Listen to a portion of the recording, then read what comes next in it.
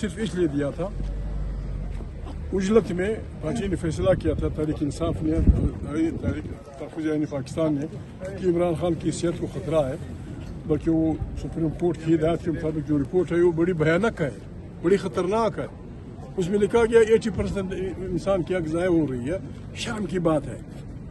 گلبھوشن Indian جاسوس، اس کا تو علاج کراتے ہیں، یہ اچھا ہے جو آپ کراتے ہیں۔ دنیا میں اگر آپ کے خلاف لڑنے والے فوجی بھی آپ کے قیدی بن جائیں، ان کو عزت دینا، ان کو عزت کی روٹی دینا، ان کا علاج کرنا ضروری ہے۔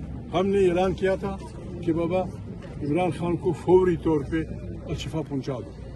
جب تک عمران خان باعزت صحیح طریقے سے وہاں نہیں جاتا اور ان کے گھر کی طرف سے و ان کے جو کنسرن لوگ ہیں ان کی طرف سے یہ بات نہیں آتی کہ عمران خان پہنچ گئے ہیں اور ڈاکٹروں نے ان کو معائنہ کیا ہے، یہ ڈرنا ہمارا رہے گا۔ کوئی ہمارے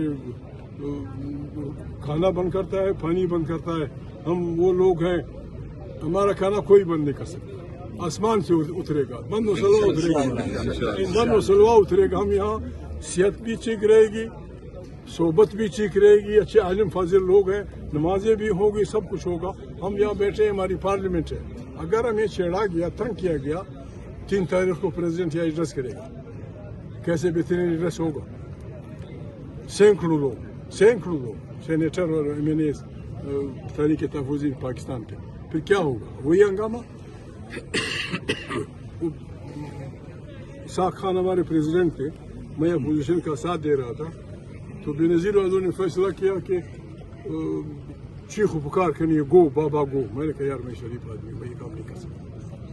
یہ پہلی دفعہ انہوں نے شروع کی، گو بابا گو گو۔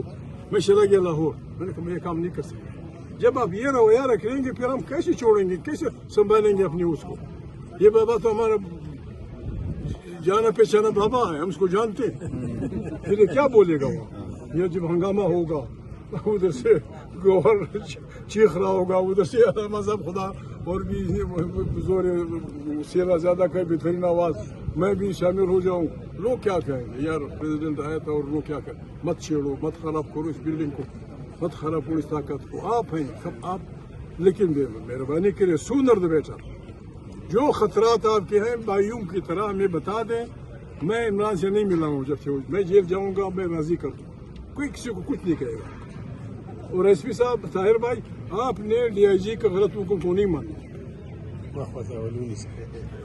شریف لوگوں کے لیے کھانا آ رہا ہے کہ مت ہو، آپ نے کہا میں نے دے دیا۔ آپ کی نوکری کا خدا ذمہ وار، ہم ذمہ وار، اس کو بھی سمجھائیں کہ ڈی آئی جی صاحب ہمیں مجبور نہ کریں، آپ قسم خدا کی آپ پھر اسلام آباد کی سڑکوں پہ نہیں پڑ سکیں اور شاید آپ نوکری بھی نہ کر سکیں۔ بڑی مہربانی۔